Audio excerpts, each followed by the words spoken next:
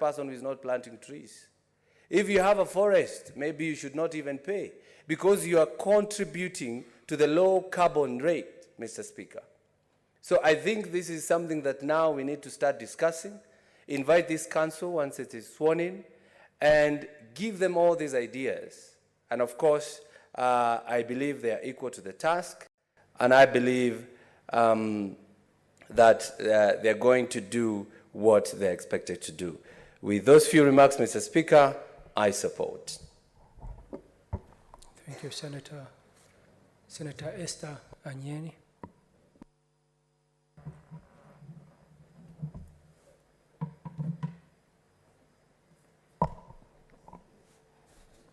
Thank you, Mr. Speaker.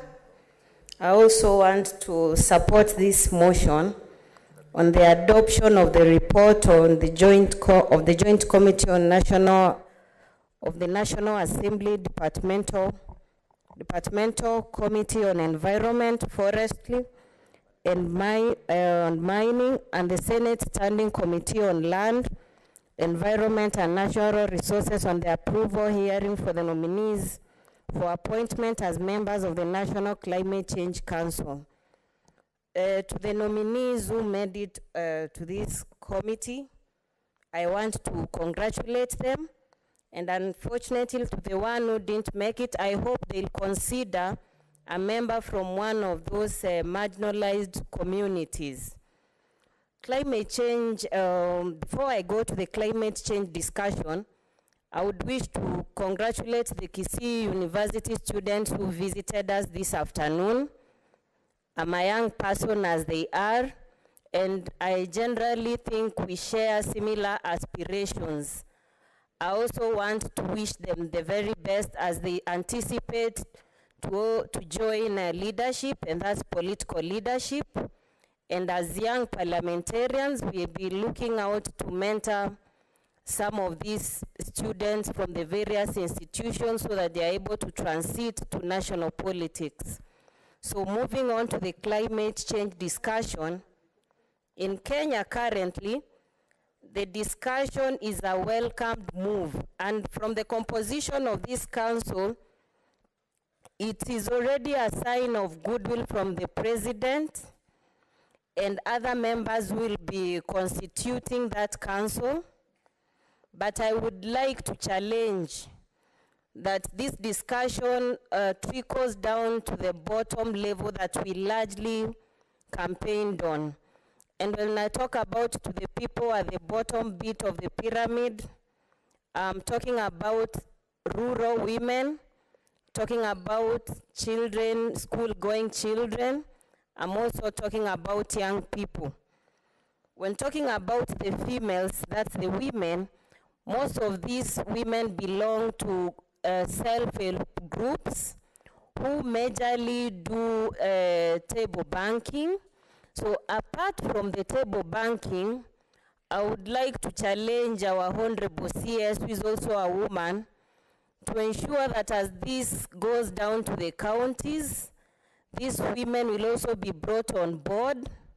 Let us have women leaders as champions of this discussion, so that we can also have local women participating, because the effects of climate change affect negatively and positively the women, children, and young people who constitute most of the Kenyan population.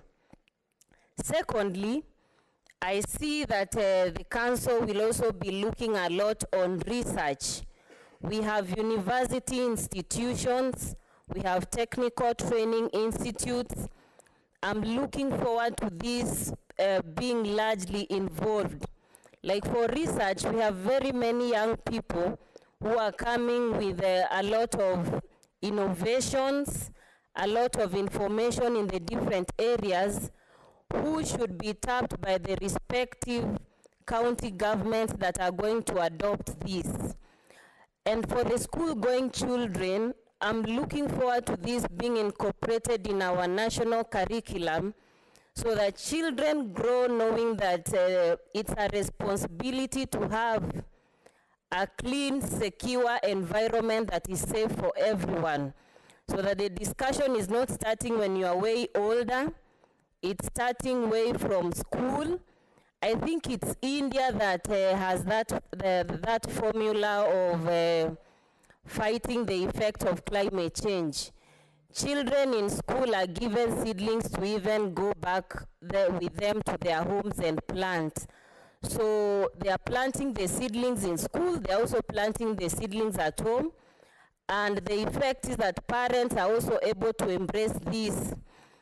And so once all these people are on board, I'm sure then we will achieve the 15 billion goal of planting trees in Kenya. Finally, this is for the young people. Young people have very huge numbers which are able to influence, mobilize, and keep those at decision-making levels accountable of their actions. I would like to urge young people that we join these conversations so that we are keeping those who will be making some of these decisions on check. And apart from keeping these people on check, we should also be able to embrace the conversation that our president has begun of participating in the planting of trees, so that it's not a discussion in Nairobi, but a discussion in Nyamasaria, a discussion in Kisii, a discussion in every other part of Kenya, and thereby contributing to the general goal of fighting climate change and being in a safe and secure environment. Thank you, Mr. Speaker. Thank you, Senator. Senator Tabitha Karanja.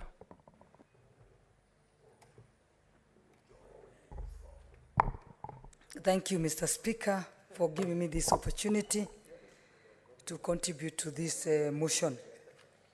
I rise to support this motion and to the approval of the appointees of the National Climate Change Council.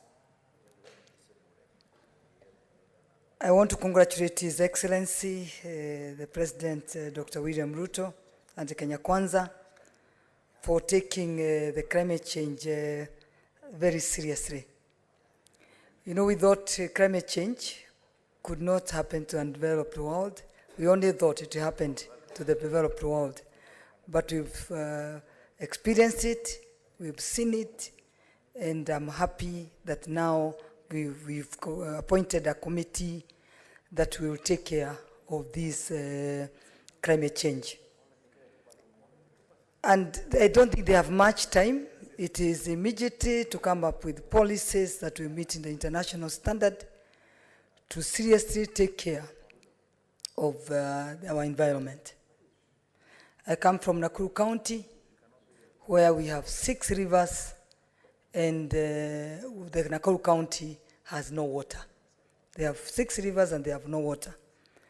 Nakuru County has a freshwater lake, that is Lake Naivasha, and around that Lake Naivasha, we have our flower farmers around there, that Lake Naivasha, and 75% of the flowers that are exported in this country come from Naivasha, Nakuru County.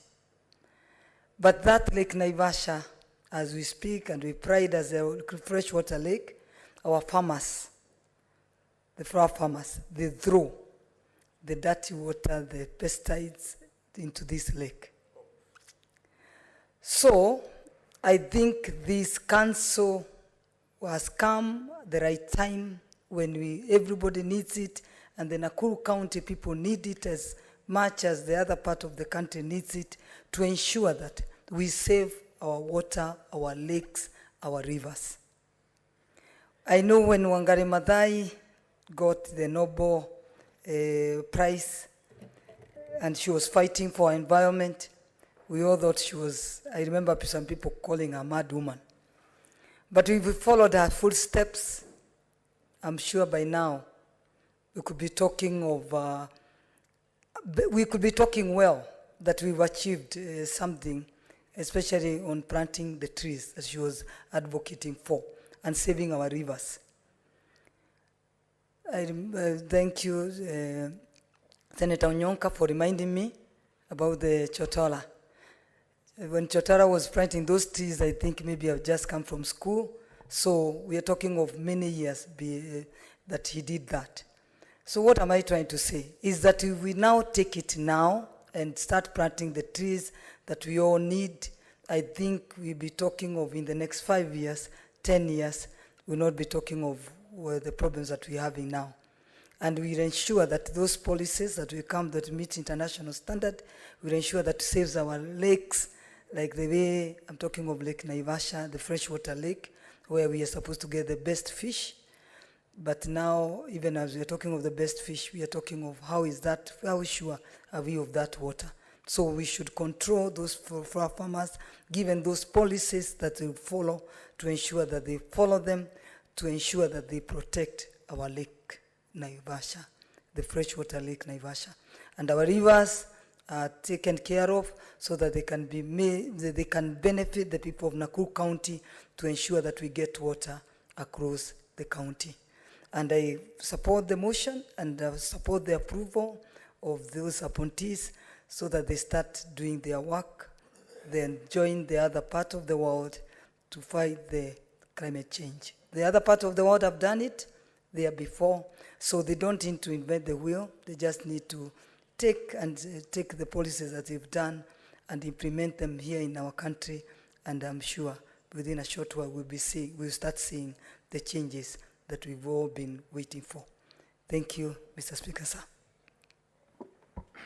Thank you, Senator. Senator Alexander Mundingi.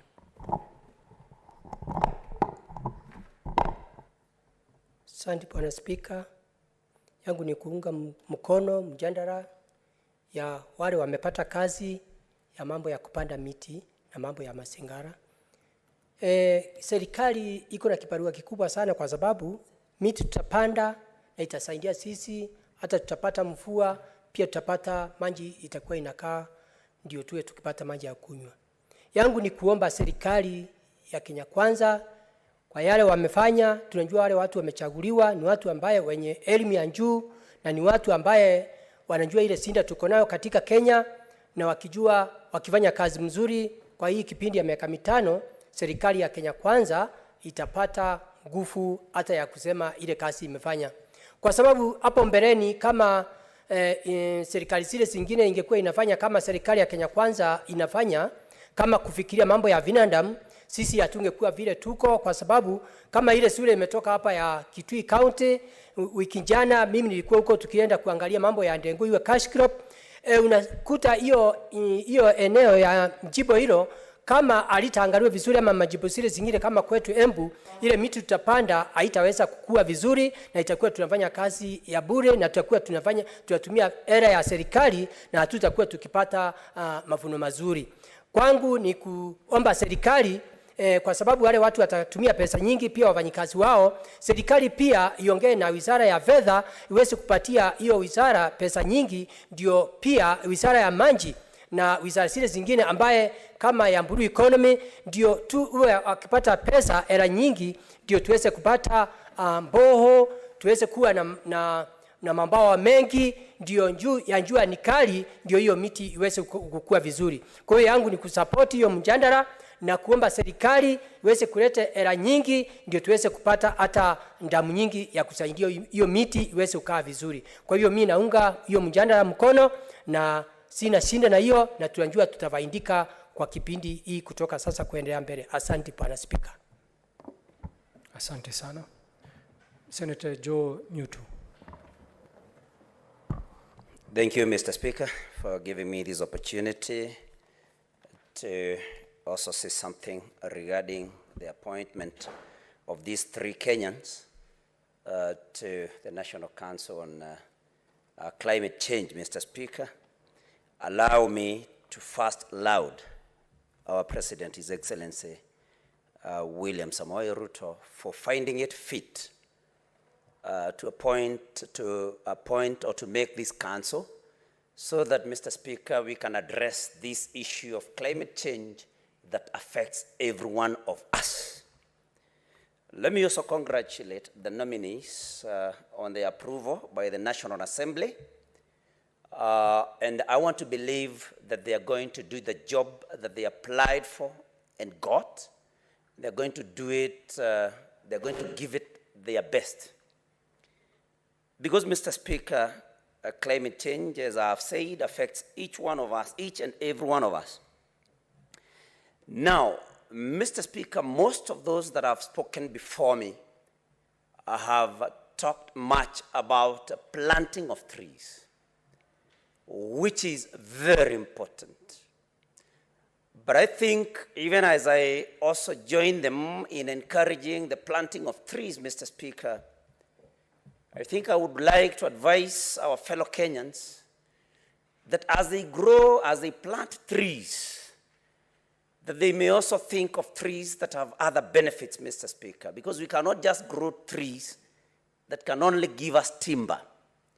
We have trees like macadamia trees, Mr. Speaker, that will help our environment, that will help our climate, Mr. Speaker, and that will also have some other beneficial impact, because we can be able to sell the produce that comes from these trees, Mr. Speaker. Trees like, I don't know what you call them, orange trees. Those trees that have other benefits, Mr. Speaker, I think I would like to encourage our people to grow them so that we can arrest the negative impact or negative climate change and as well benefit from these trees, Mr. Speaker. Mr. Speaker, as we think about climate change, there are also some tendencies and practices by some of our people that are making rivers dry. We know that most of our people rely on horticulture done around or near rivers, Mr. Speaker. But I think I would like to urge our people to maybe leave some space for the rivers so that the vegetation cover near a river, Mr. Speaker, may not be removed in the name of planting some other crops, Mr. Speaker, because this is what is leading to drying up of rivers, Mr. Speaker. So these waterbeds, it's very important that we maintain them, Mr. Speaker. Soil erosion is something that the late President Daniel Arap Moi dealt with at length, I think in the 80s, Mr. Speaker. And I think most of the things that were being done then have been forgotten, if not abandoned altogether. I think this is something that should be rejuvenated, that we should think about again. Those days, there was a lot of cutting terraces in the small farms out there, and there were agricultural officers coming to farms and seeing what was being done. That is something that we can go back to because it would benefit, it would help arrest soil erosion as it used to then, Mr. Speaker. Benches in our farms, cutting them, is also something that we should go back to. And the supervision by these agricultural extension officers should be reintroduced, because I don't know whether they are still there, and the chair agriculture committee is here. I don't know whether these agricultural extension officers still serve, but they are rarely seen, Mr. Speaker. And I think that is something that we should go back to if we are going to prevent soil erosion that has an impact on climate change, Mr. Speaker. Avoiding pollution, as maybe has been mentioned by those that spoke before me, is also something that we should think of at length. That pollution, be it air pollution, be it water pollution, pollution of all kinds, Mr. Speaker, and I'm happy that again His Excellency the President has found it worth forming Nairobi River Commission. Not Nairobi River Commission, the Rivers Commission, Mr. Speaker. And I think we are heading to some very good direction led by His Excellency, Mr. Speaker.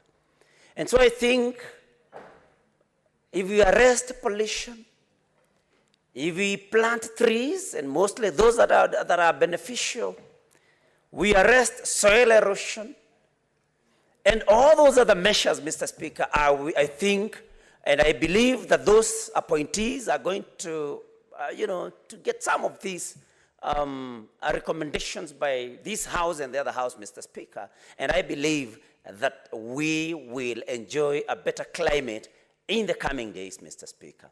And so, Mr. Speaker, I stand to support the nomination of these particular 3 Kenyans and this particular motion, Mr. Speaker. Thank you, Mr. Speaker, for that opportunity. I rest my case.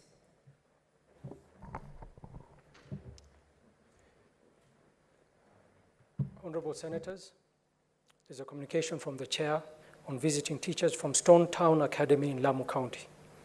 Honorable Senators, I would like to acknowledge the presence in the public gallery this afternoon a visiting delegation of 38 teachers from Stone Town Academy in Lamu County. The delegation is in the Senate for a one-day study visit. Honorable Senators, in our usual tradition of receiving and welcoming visitors to Parliament, I extend a warm welcome to them, and on behalf of the Senate and on my own behalf, wish them a fruitful visit. I thank you. Senator of Lamu.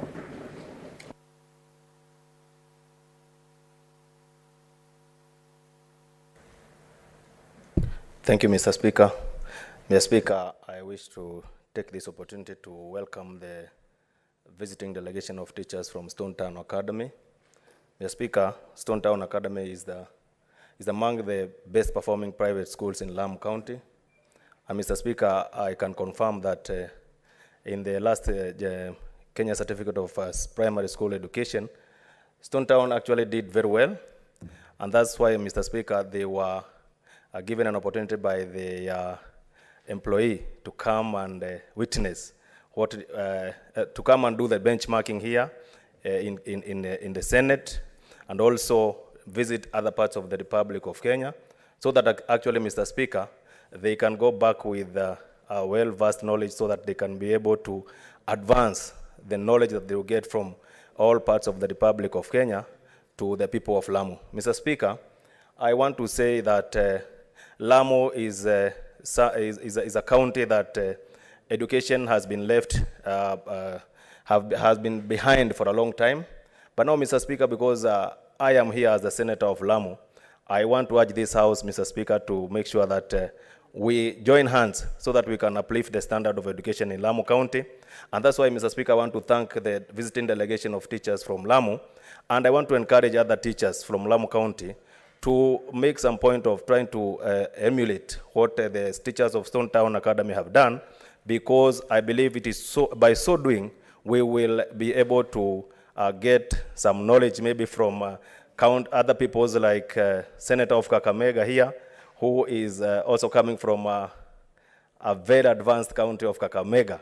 I believe if this visiting delegation of teachers can be able maybe to make an point of visiting Kakamega, they can also, Mr. Speaker, be able to learn more things from Kakamega and actually take it to Lamu people. Mr. Speaker, I wish to take this opportunity and to welcome them in Lamu County, and welcome here into the Senate, and tell them that no man is limited. Today I'm the Senator of Lamu. They can also decide maybe to change their education career and decide to come to Senate. They are welcome. And if I'm the Senator of Lamu, they can also be something else. Maybe they think that they can be in this Republic of Kenya. Thank you very much, Mr. Speaker, and I welcome them. We resume the debate. Senator Boni Kalwale. Thank you, Mr. Speaker, for this chance. And Mr. Speaker, before I commence my contribution, allow me, Mr. Speaker, to also acknowledge the visiting team of teachers from Lamu. Mr. Speaker, this is indeed a very unique council. Unlike any other council, this council is going to be chaired by the President. And the Vice Chairman of this National Council on Climate Change will be the Vice President. And the Secretary to the Council will be the Principal Secretary. That is a star team And I want to support this report, but as I support it, allow me for purely personal reasons, Mr. Speaker, to register reservation. I've read through, and I don't see why Umra Omar was denied an opportunity to serve on this council. I know Umra Omar. She's one of the rare women, a young woman, who comes from the marginalized community of the remaining Arabic community in Lamu. And Mr. Speaker, this woman is a scholar. She has taught at the university in New York, in the United States of America. And Mr. Speaker, Umra, I know her because I'm a doctor. She has actually launched a Safari link where she brings in doctors from the United States, and they come to Lamu and they attend to the poor. And Umra, if there was no other reason why we would have given her a chance to serve us, Umra should have been allowed because of the respect of the Boni Forest. The Boni Forest contributes on positive climate change. I want to appeal to colleagues, senators, and our younger brothers in National Assembly. When we are vetting, we should always think slightly beyond just the name you know. I can see in this vetting report, Umra was challenged when she was asked about carbon credit. And obviously, knowing Umra who she is, she's very honest. She said it will be part of the learning curve, which is not a big deal. I dare say that even in this parliament, we might have a small percentage of people who are not too clear about what climate change, what carbon trading is, because this is a new thing. Having registered my reservation, I want to support this and inform the country that, Mr. Speaker, this thing of negative climate change is so dangerous. You will have seen that in this year, Kenya has been slightly hotter. For the first time in Kakamega, where we normally enjoy temperatures of almost between 3 and 8 degrees, for the first time I saw the temperature rise to 34 degrees centigrade. This is the effect of climate change. If you don't address climate change, be prepared to have a hotter world. If you don't address climate change, be prepared for floods and storms. Mr. Speaker, be prepared to lose species of animals. It goes without saying that during the current drought, where we are forced to even feed our wildlife, where we are forced to even take water bowsers to the wildlife, a number of other species have been lost. Mr. Speaker, as a doctor, I can confirm that with climate change, you expose our people more to health risks. And this is why the country should stand behind this council. Mr. Speaker, the issue of afforestation is at the core of what we are talking about. I was pleased that the UNDP came to Kakamega and launched a perimeter fence, electric perimeter fence for 117 kilometers around Kakamega Forest. Kakamega Forest, which is being the last remaining tropical forest in Kenya, only to be found in the DRC. Mr. Speaker, I must laud the UNDP, I must laud the government of Japan, which was the lead nation in this afforestation, in these fencing projects in Kakamega.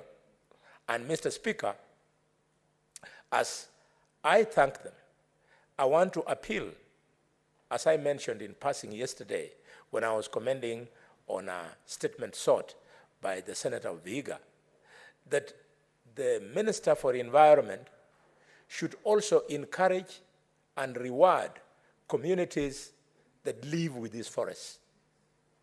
We know that in excess of 2,000 youth will be employed as forest reserves. I would be happy if a small percentage of these were reserved for youth from those communities that have preserved forests. On mind, I have the youth who should be given affirmative action to be given those jobs because they know how to live with those forests as it is. They should give youth from Lamu, Boni Forest, Mr. Speaker, youth from Kakamega, Kakamega Forest, youth from Vihiga, Kaimosi Forest, Mr. Speaker, youth from Nandi, the Nandi Forest, youth from Bungoma, the Mount Elgon Forest, and youth from the Mau area, the Mau Forest. Mr. Speaker, speaking about the Mau, I remember when I was serving as the Assistant Minister for President Mwai Kibaki, and I was working in Arusha, there was a day when we got a breakthrough. The country had been under a lot of tension because of the Mau invasion by local communities. And we got a breakthrough, and the president announced that we would plant trees in the Mau.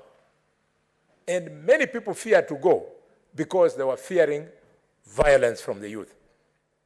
I'm proud that I drove from Arusha at 2 a.m. in the morning so as to be in Nairobi and onward to Mau so as to lead the team of courageous Kenyans who refused to fear those youth.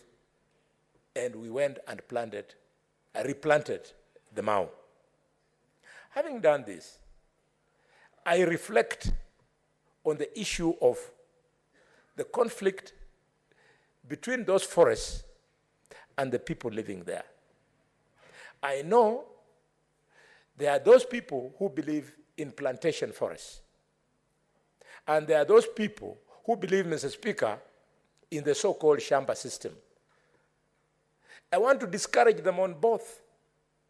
Shamba system is dangerous because you allow people to go and plant food crops in the forest, and at the same time, they take care of seedlings. Usually what will happen, because Kenyans are Kenyans, and when you're poor, you have to devise survival tactics. They'll plant the seedlings and plant food. But during harvest, they destroy those seedlings so that they continue planting food crops in those shambas year in, year out. The issue of plantation forests, we should be against it. I have done my audit and realized the majority of the plantation forests in this country are because of the cypress trees and eucalyptus trees. Cypress trees and eucalyptus trees were never meant for Africa. They were never meant for Kenya, Mr. Speaker. They were imported onto our continent, and if you come from anywhere where you have seen a plantation forest of cypress, walk in there. It is such a harsh species of plant that the cypress does not allow anything, any other plant to grow underneath. So when it is done, when you bring it down, you find it has left the entire area bare.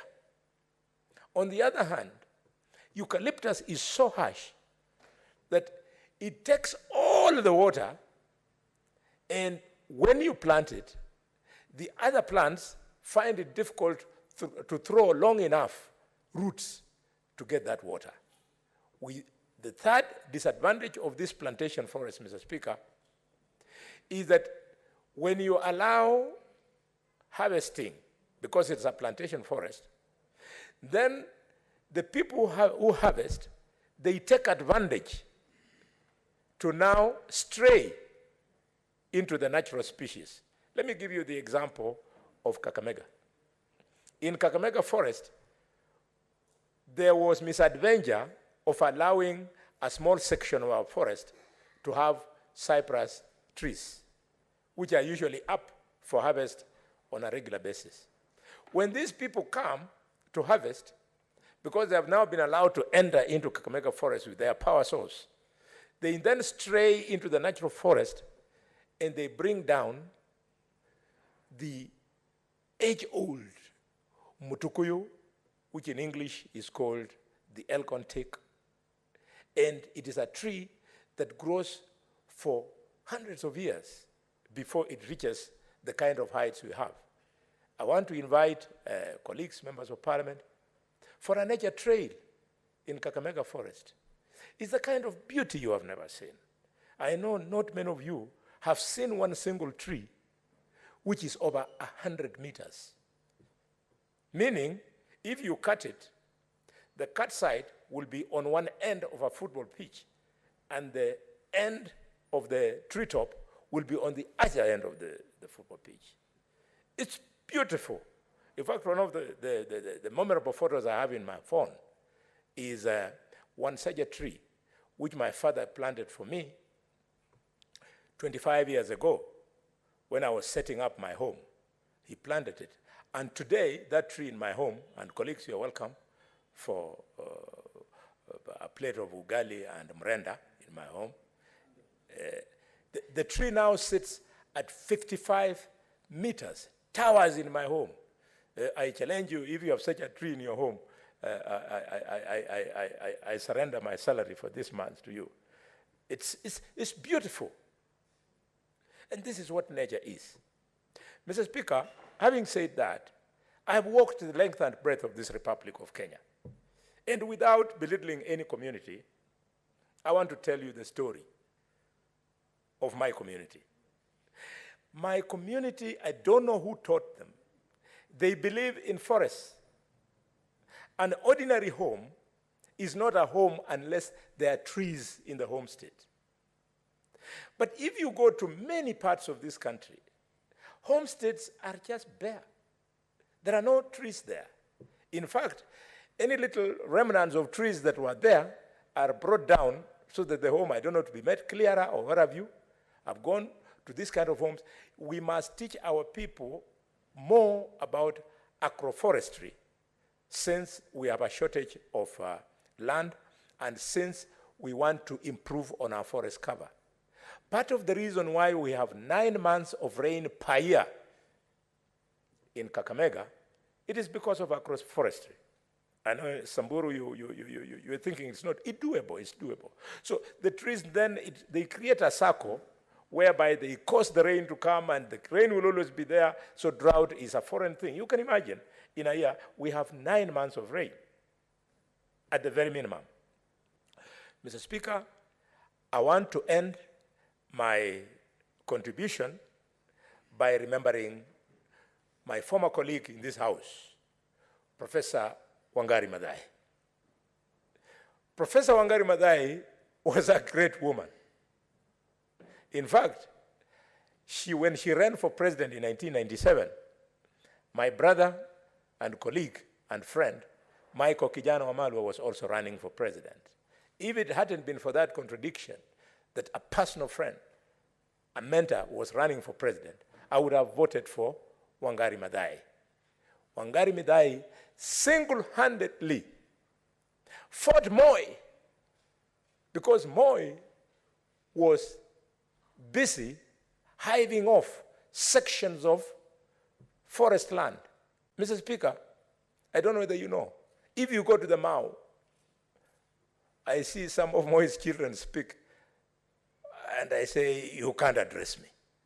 Because you go to in the heart of the Mau, and Mau is beautiful. You find the father just hived off hundreds of acres and planted tea. If your point of order is about challenging me on that one, I can clearly, I can substantiate many times. Honorable Speaker, the Senator for Kakamega knows very well why I'm raising on a point of order. Is it in order for Senator of Kakamega to discuss the late president, who cannot be summoned to this house to defend himself, Mr. Speaker. Senator from Kakamega, Dr. Boni Halwale, you're out of order. Just conclude on your submission on it. Thank you, Mr. Speaker.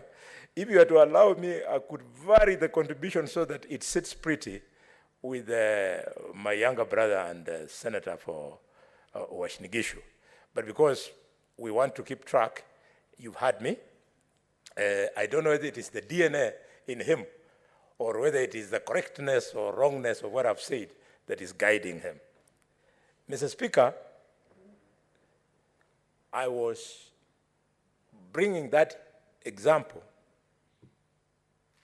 because in the fullness of time, if we really believe in this republic, we will have one day in this country have to discuss about historical injustices, which include, Mr. Speaker, unjustified wealth.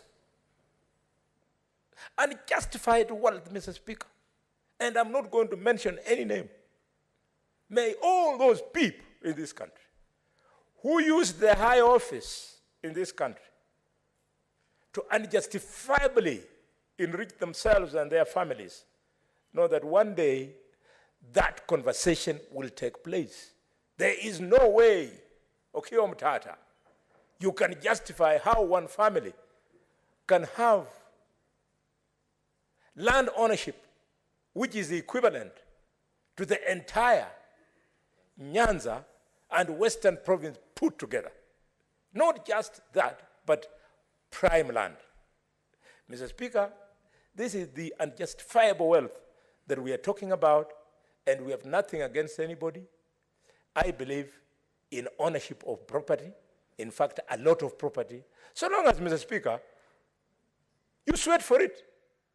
I have been following your history long before you came here, Mr. Speaker, and I see how hard you have worked your legal practice.